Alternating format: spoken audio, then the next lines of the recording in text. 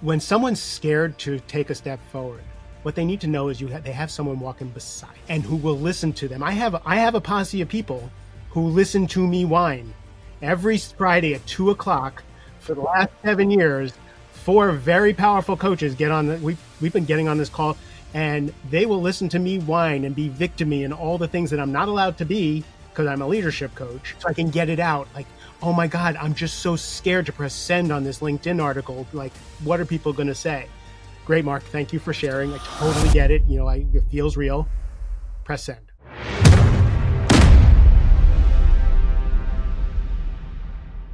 Guys, let's get this party started. I'm super excited. We've got on the show today, okay, we've got an all-star guest for you, okay?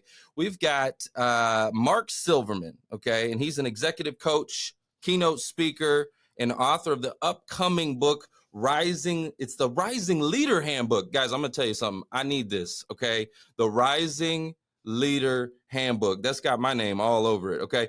So I want to just go ahead and open this thing up. And Mark, could you share a little bit about your journey and actually what inspired you to focus on developing rising leaders? What helped, inspire that whole mission of yours? First of all, I feel like I walked into my basement studio and walked into an unexpected party. This is crazy. This is so much fun. The energy before the call, before the mics turned on and everything. This is great. So this is kind of an unexpected journey for myself. When I started out being a coach, I never called myself a leadership coach. I was kind of a productivity coach, maybe a life coach, that kind of thing. And if you look at my public persona over the last 10 years, I'm Oprah. I show up as Oprah on LinkedIn or Facebook or Instagram. What do you mean by that? What do you mean you show up as Oprah? I got to know what that means. So the reason I'm a coach, okay, is because I crashed and burned on my way to the 1%, on my way to making, to being successful. I destroyed myself, my health, my mental health, my marriage, right? I paid the price to be successful. And we'll talk about the origin story before that. And, I was homeless and living in my truck. And no way. Yeah. So it was. Dude, let's dive into that. I need to hear all this story, man. I don't know your story, so you're gonna have to share it to me. Like, right. I don't know. I'm a stranger, man. Tell it to me. So all right, cool. So when I came to Washington D.C. in 1989, I was looking to borrow some money from my brother because I was homeless and living in my truck. And I had drank I was a drug addict and a drunk, and just kind of not a going human concerned at 27 years old. It's so funny because my son is 26 and a half. We just did a video of my life, and we showed a picture of me at the same age. And, now he's 26, and it was interesting to see. I was 135 pounds in the picture. I just showed up in Washington, D.C. To borrow some money from my brother. Wound up getting sober. My brother said, if you're going to stay with me, you need to go to AA meetings and NA meetings and get yourself clean and sober. You need to go to the gym with me, and you're going to take college classes. So it took me until about 40 years old to get a college degree. But from there, waiting tables, going through college, and then getting a job as a salesman, and sobriety is kind of an amazing thing. I flunked out of college at 18, got straight A's, and was the Presidential Scholar Award recipient to Georgetown, in my 30s, which was really interesting. Didn't come with any money, so I didn't go to Georgetown. But it was so nice to see that, take drugs and alcohol out of it, and I actually still had some skills. Several years later, I found myself married, 2 kids, millionaire, driving a nice car, wearing Hugo Boss suits. Hold on. You're skipping so much in there. You know what I'm saying? Right. So I'm like hearing, okay, drugs and alcohol, and then your brother came into your life, right? And he kind of said, hey, listen, you got to cut that nonsense out. You got in school, and then all of a sudden you're a millionaire. So it felt like that, right? So I was waiting tables and going to school. Then I got a job as a sales guy. Yeah. Okay. Let's get into that. All right, you want to know the whole story? Fine. Yeah. Oh yeah. I got to dig into this, man. Come on. This is it. So I talked my way into a professional job at the hotel. I was working at the Four Seasons in Georgetown. And my whole family was in the restaurant business my entire life. I was, I thought I was going to be nothing but a waiter. When I asked my then wife to marry me, I said, I may be nothing more than a waiter. Are you okay with that? and she came from an affluent family, and they all embraced me and they loved me just for who I was. But when I got my first job as a salesman, it was really overwhelming to me because I'm an introvert and I don't like to bother people. But I took a personality test and they said you should either be a lawyer, a writer, or a salesman. And I was like, I'm never going to be a lawyer because it's going to take me for a while to get a regular college degree. I can't write at a sixth grade level, even though now I'm an author. Me And too. so I took a sales job. And I remember the first interview I went on. It was copy sales. People used to go door to door to sell copiers. And the sales manager, when I came back from a trial run, he said, "Silverman, don't ever be a salesman." He says, "You're a nice guy. You don't have what it takes." So I got my first sales job, and what I realized, I was sucking at it really bad because I didn't like to bother people. And what I realized was that my connection with people, my ability to serve, my ability to listen, to help, was my superpower.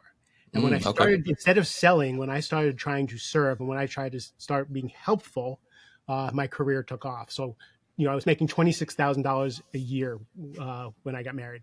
The next year I made, 50,000. Next year I made 100,000, right? And I kept doubling my income and getting new sales jobs.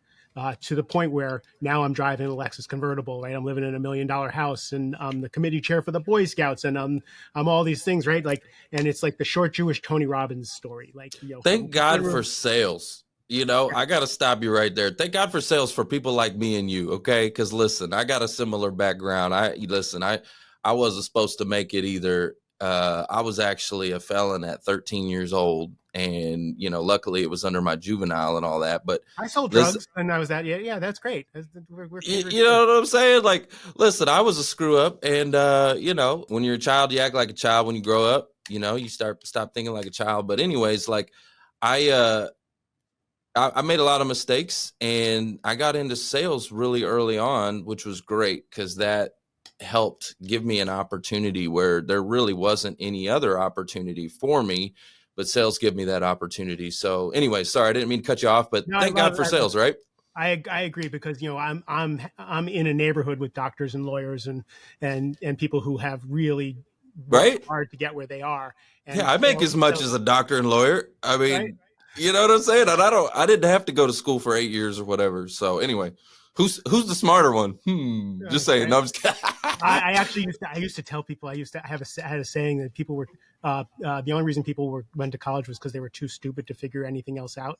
That was mostly because I was jealous that I couldn't drink and do college at the same time. I couldn't put those two things together, and everybody else seemed to be able to do that. If I could just have figured out how to get drunk and high and still go to class, that would have been great. But that didn't work out. So anyway, I found myself in status symbol land. Just kind of crushing it and living like this life that was foreign to me. It was very foreign to me. I'm sure, like with you, with your background, the suburban living you're probably doing now is a very different thing than you imagined for yourself. And what happened was I drove myself so hard.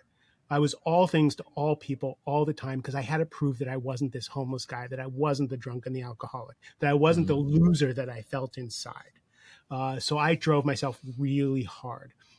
And what happened was, the cracks started to come. The insides didn't match the outside, and the deep work that needed to be done, the trauma work, the stuff that to help me move into midlife, to move into that next phase, just came out to the outside. So what happened was, stone cold sober without taking a drink or a drug, my career started going in the toilet, and I couldn't sell anymore. And I was having panic attacks every time I would walk the halls, and I'd run into a CIO that I worked with for years, and I would have a panic attack and have to run into the bathroom to catch my breath. Why do you think the panic attacks were happening? Is it because okay? So I'm trying to see if I can understand. You tell me if this is the same for you. Because I know what I'm capable of. Sometimes when I'm not, like, if I'm running at 50% and I'm not running at 100%, it actually compounds because I know, like, I don't know, like, I get in my own head. I'm like, oh man, I know I'm not saying the right things. I'm not doing, like, and I beat myself up. So all of a sudden it gets even worse. And I don't know. I don't know if if that makes sense or not, but It totally makes sense. You psych yourself out before you yeah, even start, right? correct. Right. Like I know what I'm capable of. And so when I'm running at 50% or whatever, I'm like, wait, I get in my own head and I get anxious actually, because I know I'm not living up to my potential, and it makes me anxious, and it actually makes me even worse. So I don't know if that's what you were running into, but tell me why you were getting anxious. I found out, I figured out after what I was running into. I didn't know what I was running into. All I know is I couldn't sell anymore. My career was going in the toilet. I Mm. started getting sick all the time. I had pain in my body. I was losing weight, and I was getting sick all the time. And then my marriage started falling apart. Next thing I know, I'm living in an apartment around the corner from my kids and my ex-wife, and everything had just fallen apart. And I was sick and miserable and depressed and suicidal. Oh no. And I didn't know what the hell was going on. And what I now know in hindsight was it was all the childhood trauma. It was all the internal work that needed to be done in order to be able to inhabit the life that I had created, that I just kind of missed. So it all kind of fell apart. What happened was I thought I was going to die. I was told that I was misdiagnosed over and over again. It turned out it was total trauma and stress and stuff. But so I decided if I was going to die, I was going to do three things. This was 2008 or 2009, I think it was. I said, you know what? I need to make $1 million and leave that to my kids and my ex-wife. Like I want to make sure my family's okay. I'm going to give $60,000 to charity because I just hate myself and somehow I got to make up for it. And then I heard of someone on the radio say that everybody can run. Stu Middleman, this ultra marathon, he said anybody can run. Anybody can run a marathon. So I called him up and said, and this was before the internet and Zoom and all that stuff. I said, can you train me to run the Marine Corps Marathon? And he said, yeah, you can do it in about 2 years.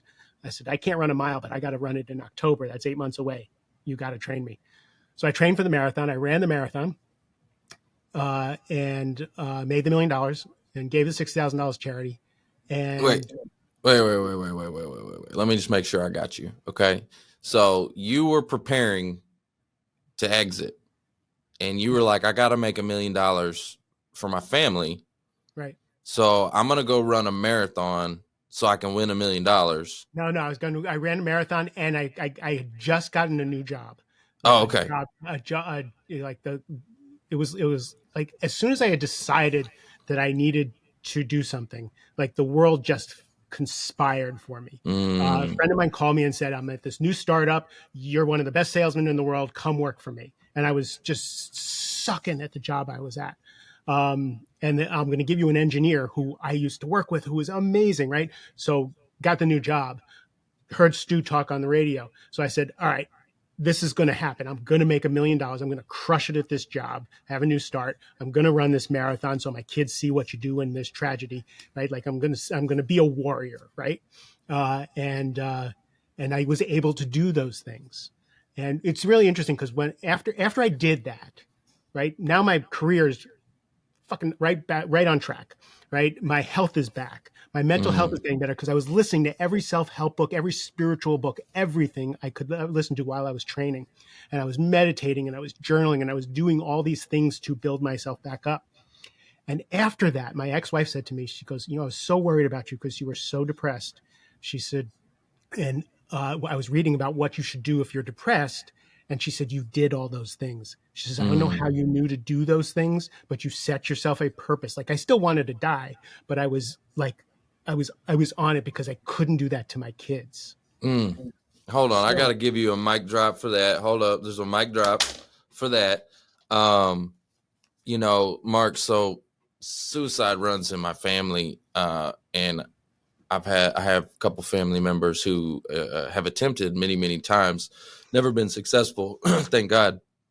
But, and it's something that like, I don't know. I try to understand it, because I mean, it seems like almost every holiday, I'm in the hospital with somebody, I just lost my brother. You lost who? I just lost my brother. Your brother? I'm so sorry, man. I'm so sorry. He couldn't make it. And so 33 years later, he got me. I owe my entire life to him, Mm. and he couldn't make it.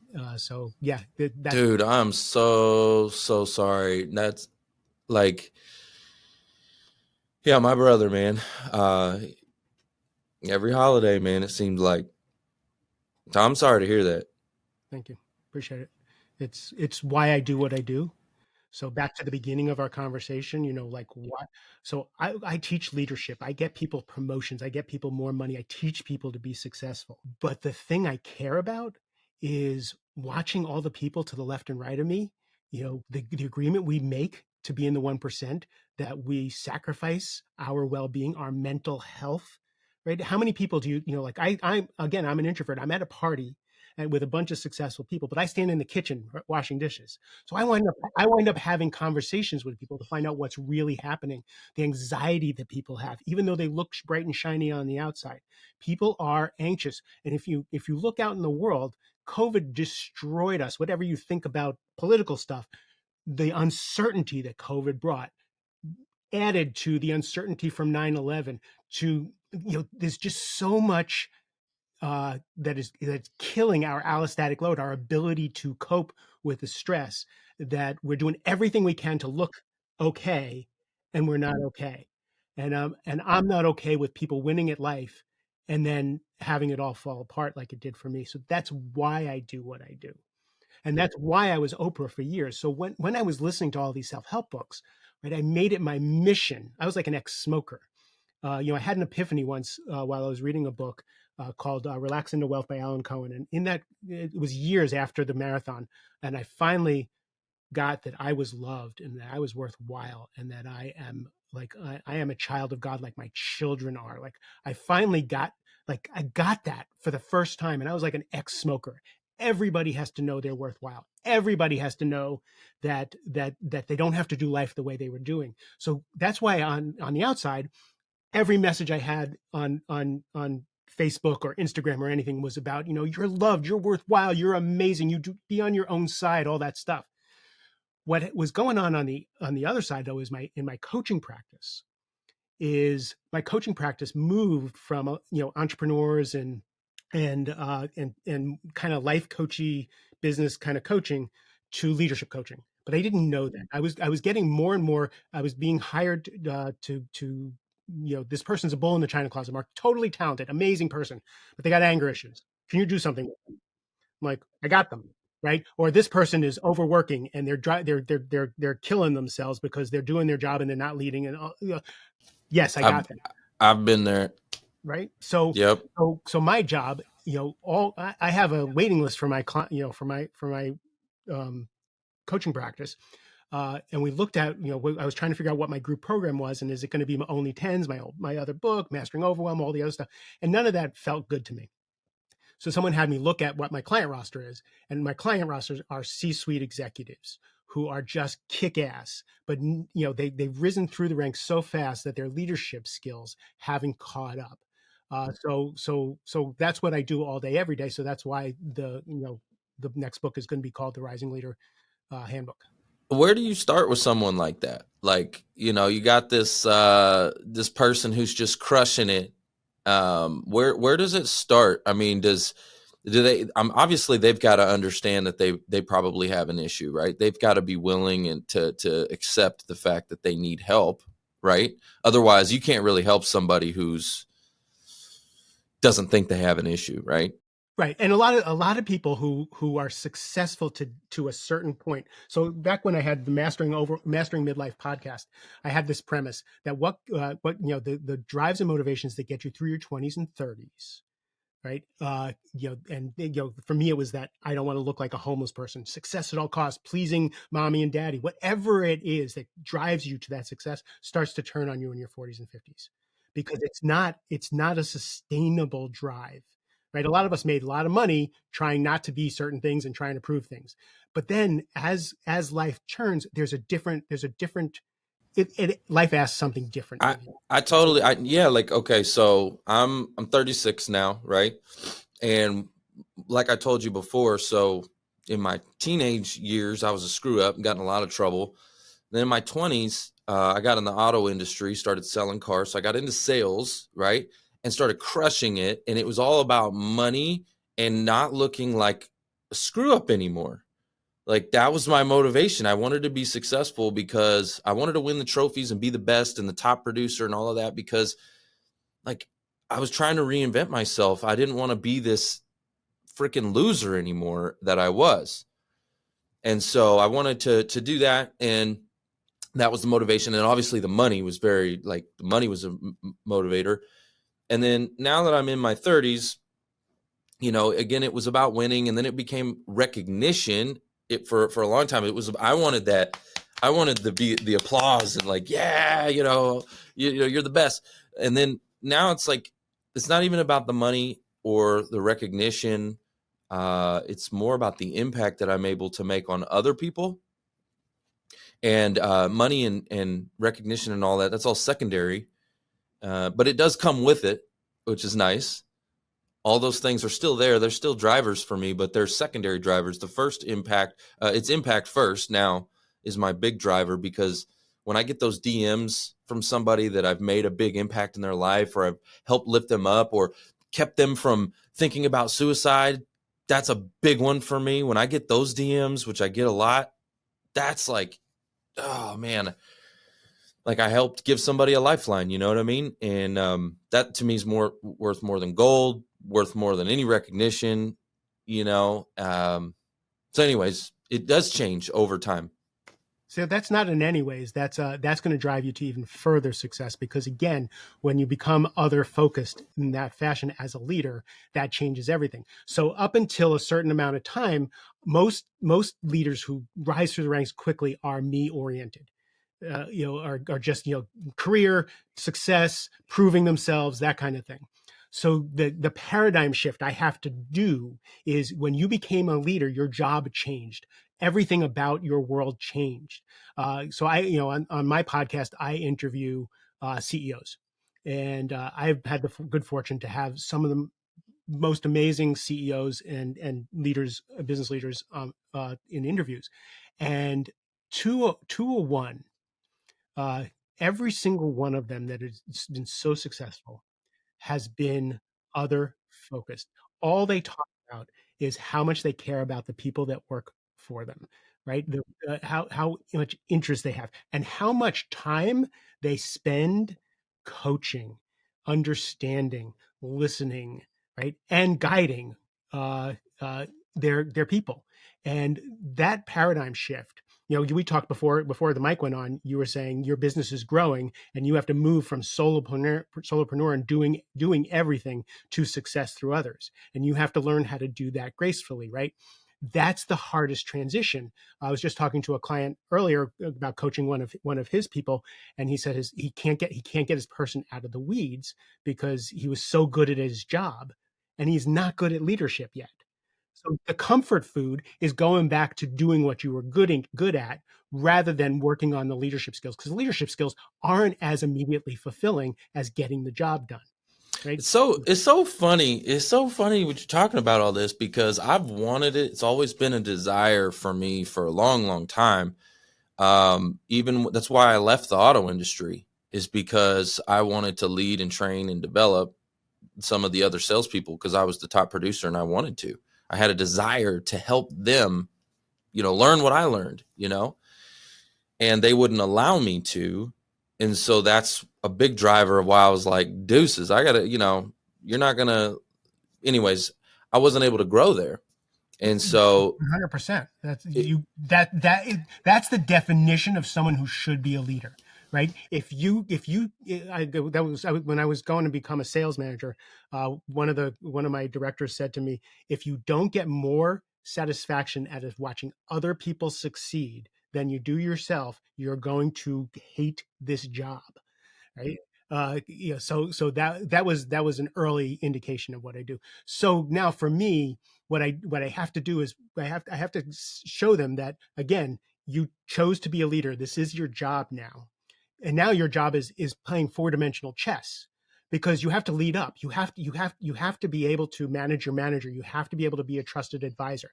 You have to be able to lead on a team of peers, right? Everybody laterally to you are good at what they do, or maybe they're not good at what they do, and you still have to work with them. So you have to be able to lead while you're part of a team. Shine and be a team player. You have to lead your team.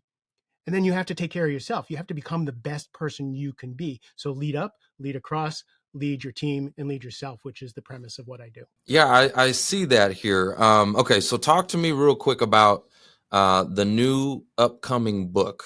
Okay, it's the Rising Leader Handbook, right? And can you give us a sneak peek into what the readers can expect? Is it a deep dive into leading up across in your team, or is there, tell us a little bit more about that. It's not a deep. What I love about it is it's a handbook. Okay. It's rules of thumb for becoming a trusted advisor. In other words, Mm. and pick a hill to die on is one of the things that all my clients learn from me really quick. If you're taking every hill, nobody's going to listen to you. You've got to decide which battles you're going to fight. What's Mic important drop. here, Mic right? drop.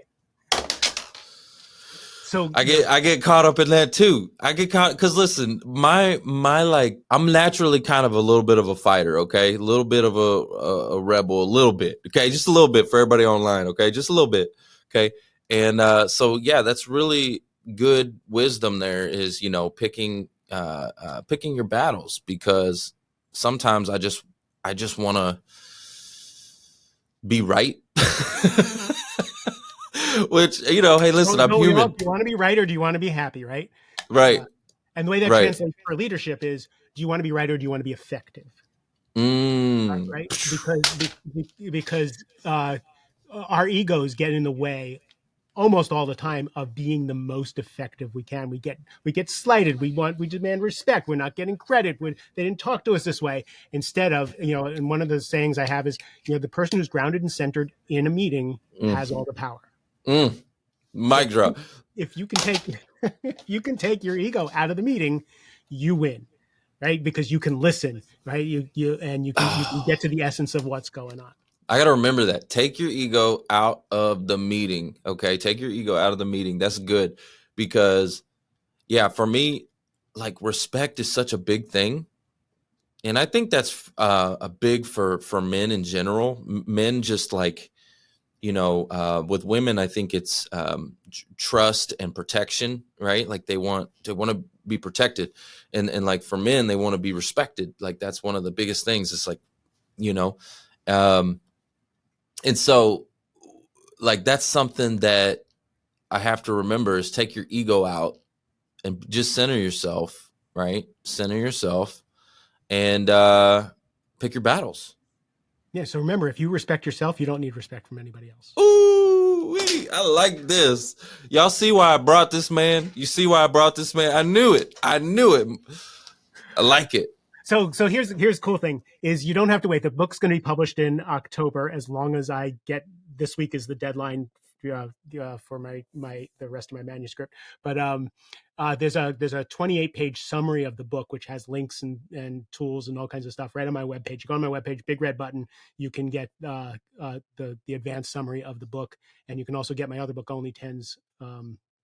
Confront your to-do list, transform your life, free on the podcast, on the website also. I just appreciate what you do and why you do it. Okay.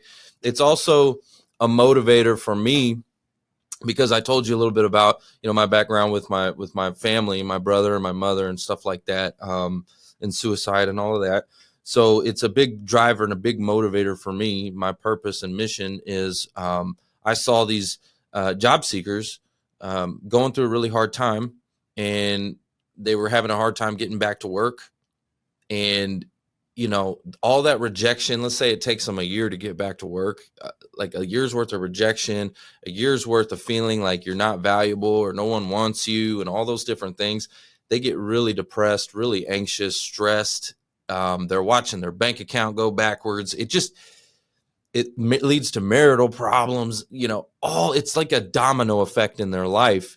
And I just saw this within these people, and I saw the hurt.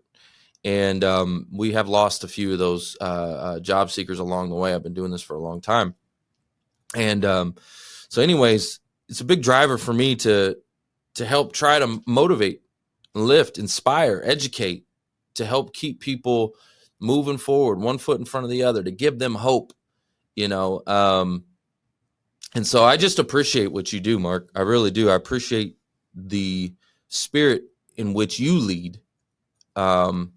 So real quick, I also know you've delivered some really powerful keynote speeches, okay, on leadership and personal growth. Could you share one of the most memorable speaking experience you've had, and what was the message that you were conveying to the audience? I was leading a workshop from in the context of a bigger meeting. They gave me the stage for about a half hour, and I brought a process where people listened to each other and then appreciated each other. They shared the gold that they saw in the other person. I had them go in triads, and I had them share the gold they saw in themselves, and then the detriments, the negatives they saw in themselves, and then I had the other people share the gold they saw in the other people, and the profundity in the room, and how hard it was for people to allow for the gold that other people saw in them was mind blowing to me. Yeah, that was one of the most. That's not something I do often, but that was a really powerful. So you had them share their perception of the other person, the gold, the value, First they shared the detriments of themselves. What they hated about themselves. Okay. Then they shared the gold about themselves. Okay, sure.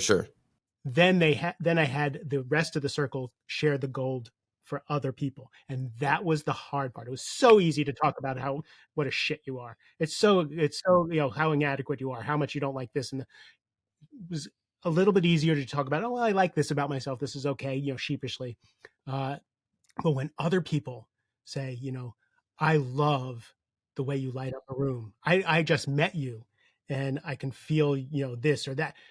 The tears and the pain, actually, right? The pain that people felt to allow that in was what was profound. It's like, how do you be on your own side? That's the hardest thing in the world. It's easy to beat yourself up. It's not easy to be on your own side. I love what you're saying, because when I'm thinking of this, I'm also thinking about how much we need to, as a society, we need to speak life into other people. Because you're right, it's so much easier to talk bad about yourself and not really often see your own gifts, right? You're too close to the trees to see the forest, right? You're too, and You're too in your trauma, dude. You're just yeah, too, like, we're all 5-year-olds just trying to work out what happened to us way back when in these adult bodies. but other So people see it. Other people see your gift. They see that thing that makes you special. And so what I think is awesome, and this is something I like to do, I like to share that with people, like, hey, like, this is what you're awesome at. Because I've had people in my life, in my story, it is all about who you know. There are people that have spoke life into me, that believed in me when I didn't believe in myself. And that meant the world to me. And I didn't want to let them down. So I gave it my all. And I stepped into that greatness that they were calling out of me, And I think that's important to do as leaders, is to speak into people, to say, and I can think of somebody right now, my managing partner, Mike Scoville. Like, that guy is freaking awesome. What a great leader. He's one of the best examples of leadership that I can tell you. And he speaks life into me all the time. He believes in me. And I'm like, man. And so I think we need to do that for others more often. As a society, we need to just tell people when we see something special, and to speak life into people, because you never know what they're going through.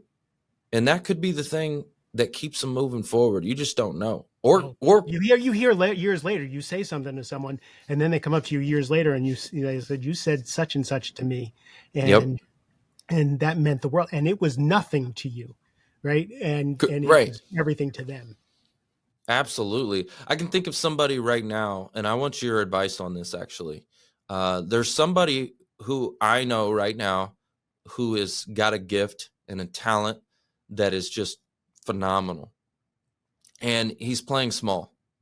He's afraid. He's afraid to really step into it. He knows he's got a gift, he knows he has a talent, and everyone tells him he's got that gift and talent. He knows it, but he's afraid to step into it. And so I almost want to just tell him, I was thinking about it the other day because I feel like I owe it to him to say, hey, listen, do you know what your legacy is?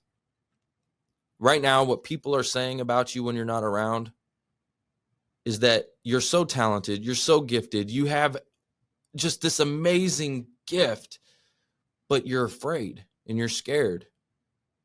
And that's right now, that's if you don't do anything about that, if we can't get past that, that's what's your legacy going to be, that you had, that you just missed it, man.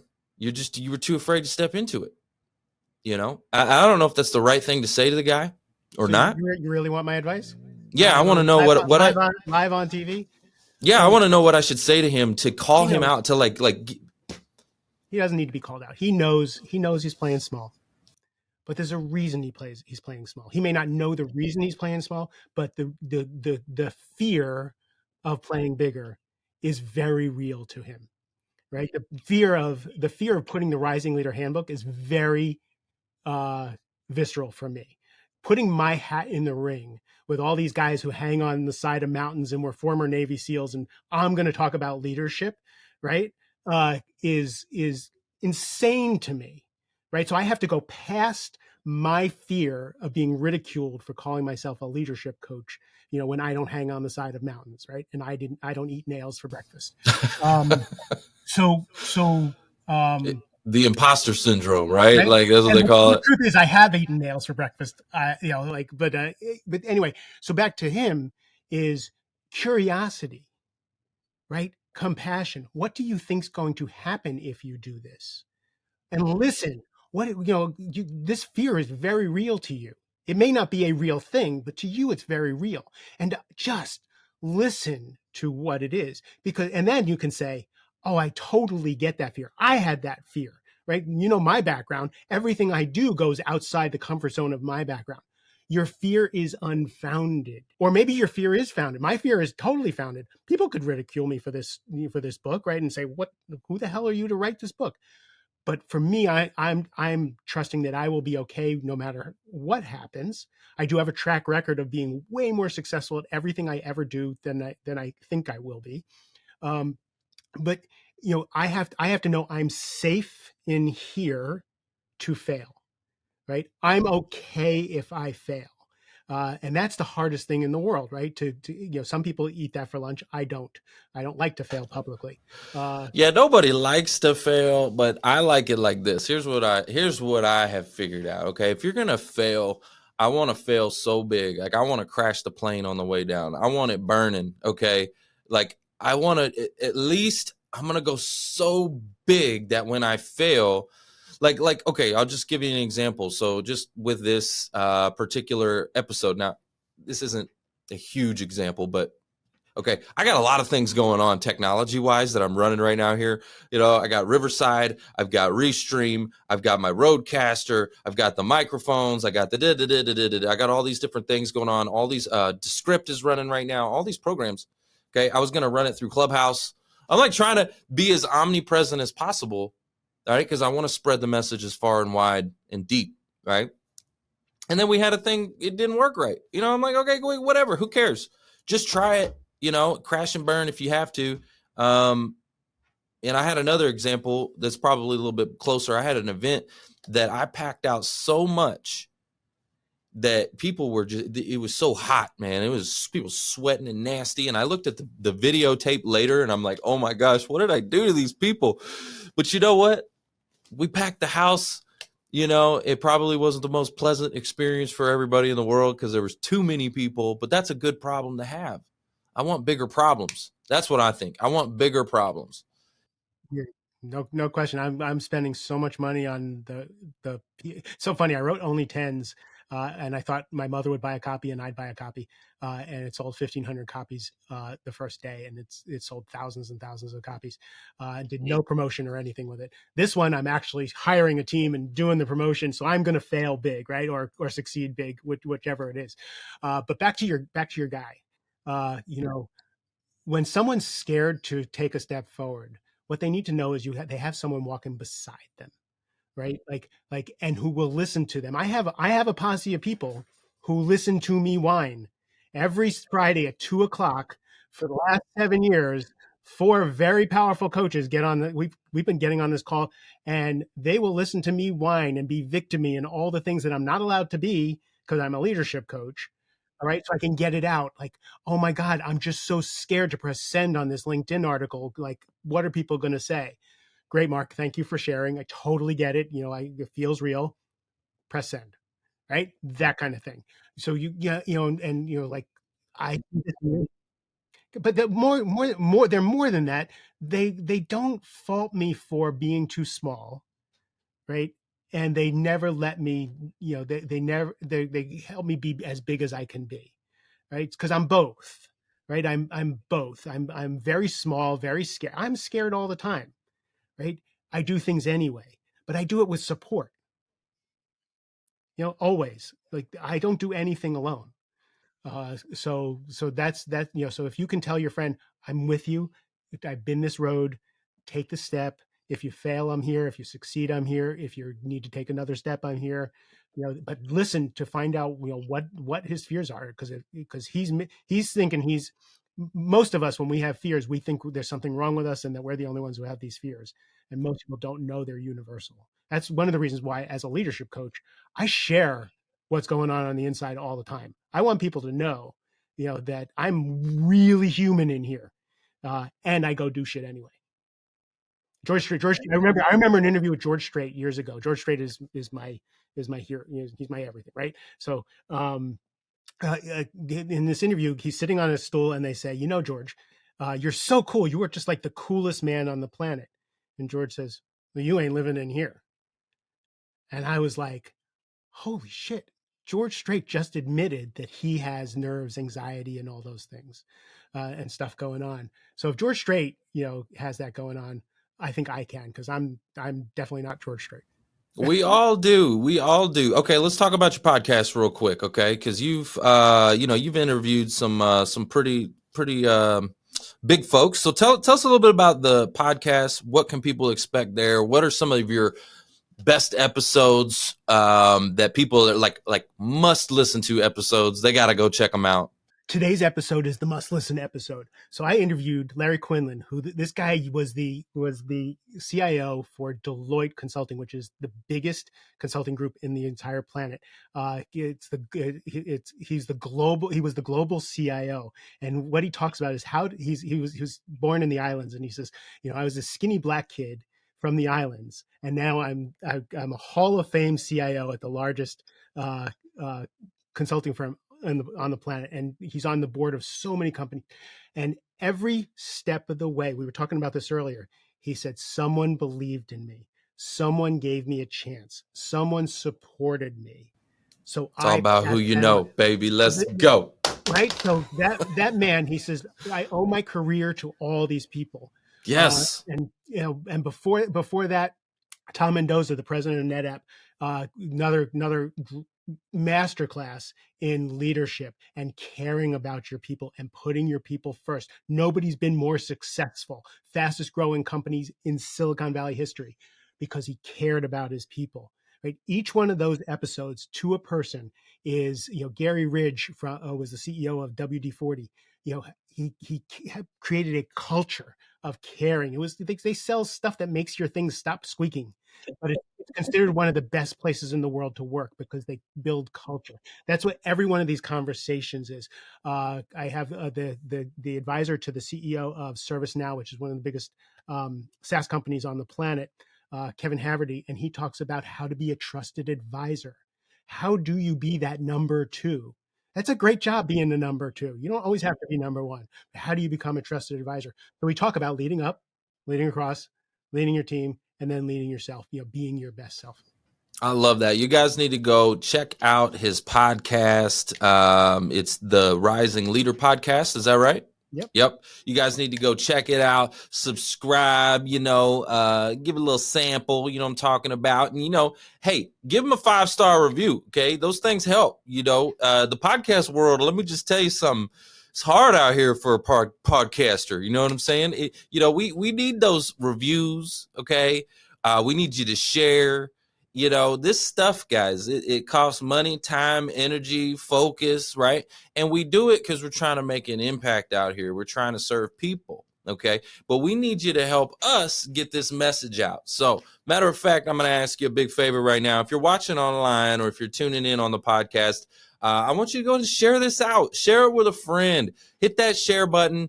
And help us to get the word out. Make sure you subscribe to the Rising Leader podcast. Give them a 5-star review to keep the word going. You know what I'm saying? Thank you for that. Absolutely. We appreciate you, man. We really, really do. Some final thoughts as we conclude the conversation. What is one piece of advice or key takeaway you would like to leave our audience, especially those who are aspiring to become rising leaders? Oof. Find out what your safety is. Lean into the thing that's your bedrock. Before you go out into the world to try new things, to risk, to find out what makes you feel like who you are. Is it your family? Is it your religion and your spirituality? Right? Is it your physicalness and your CrossFit or whatever? Like, what makes you know you're okay and safe in the world? So when you go out, you're more willing to risk. You're more willing to get outside your comfort zone when you know you have that homing device. Love it. Love it. You guys heard it here on the Who You Know Show. Let's rock. Let's roll. Let's go. Cash flow. Thanks for listening to the Who You Know Show podcast. My name is Trevor Houston, and if you've enjoyed this episode, consider subscribing wherever you listen and leave us a positive review to help us keep the mics on in the studio. Until next week, that's the show. It's all about who you know.